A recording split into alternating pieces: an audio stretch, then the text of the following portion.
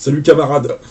Après la mort de Clément Méric, assassiné par les fascistes, je crois qu'il va falloir une riposte claire et fulgurante. Pour lutter contre le fascisme, il n'y a pas 36 solutions, il faut des mesures simples et efficaces. En l'occurrence, voilà ce que je peux vous proposer. Ce sont des idées parmi d'autres. Ce qu'il faut, c'est instaurer une vraie société multiculturelle, multiethnique, multiraciale, en favorisant l'entrée massive d'immigrés du tiers-monde, et notamment d'immigrés africains, afro-maghrébins.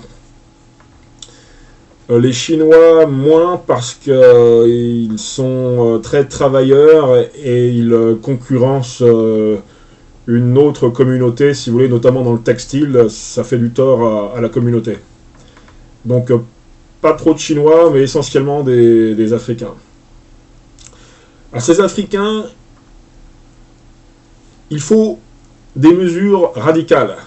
Il faut que ces Africains aient la priorité, notamment dans le logement HLM, logement social, mais pas logement social en banlieue. Si on veut vraiment les intégrer, si on veut faire une société multiculturelle, multiraciale, il faut que ces Africains aient des logements au cœur des villes, dans les centres-villes, dans les beaux quartiers, et des logements à des loyers sociaux, des loyers modérés. C'est ça qu'il faut. Il faut aussi accorder la priorité aux emplois à ces Africains. Comme ça se fait aux États-Unis, ça s'appelle la discrimination positive. C'est une excellente chose. Les Blancs, ils doivent passer après. Les Africains doivent passer avant les Blancs.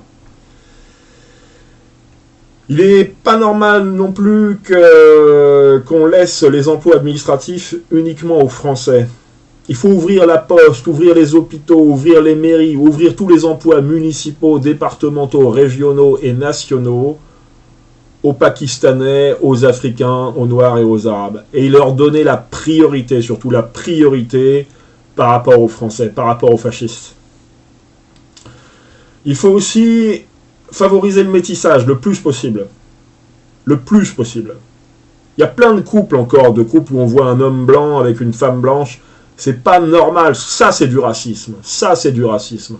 Si on veut éradiquer le fascisme, il faut rendre obligatoire le mariage entre les Noirs et les Blancs. Obligatoire. Et ça, c'est à la République de le faire. Ça ne va pas se faire tout seul.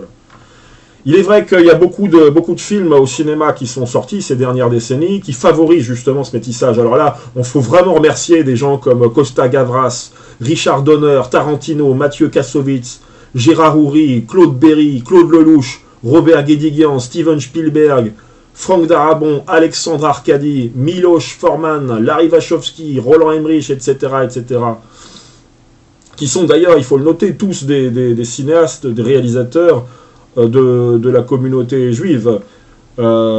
C'est une excellente chose.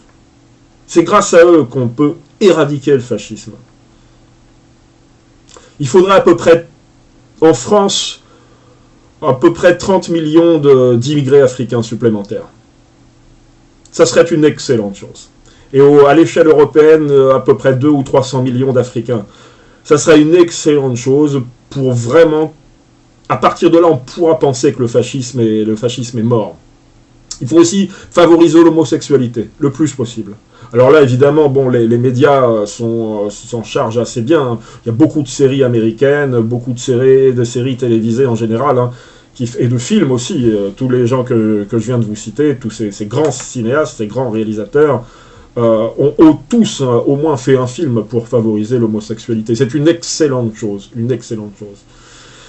Continuer à culpabiliser les fascistes. Ne jamais leur faire toujours comprendre qu'ils sont coupables, qu'ils doivent se mettre à genoux. Ils sont coupables du pillage du tiers-monde, coupables du dérèglement climatique, coupables de la pollution, coupables d'avoir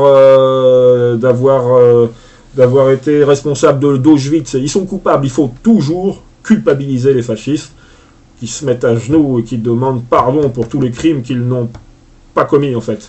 Mais peu importe. Tout ça pourquoi ? À terme, l'objectif, c'est le gouvernement mondial. Et Jacques Attali, comme Dominique Strauss-Kahn l'ont dit très bien, c'est ça l'objectif, le gouvernement mondial. Et c'est là, main dans la main, nous, les communistes, avec les capitalistes, qu'on pourra éradiquer le fascisme d'une manière définitive. Mort au fascisme.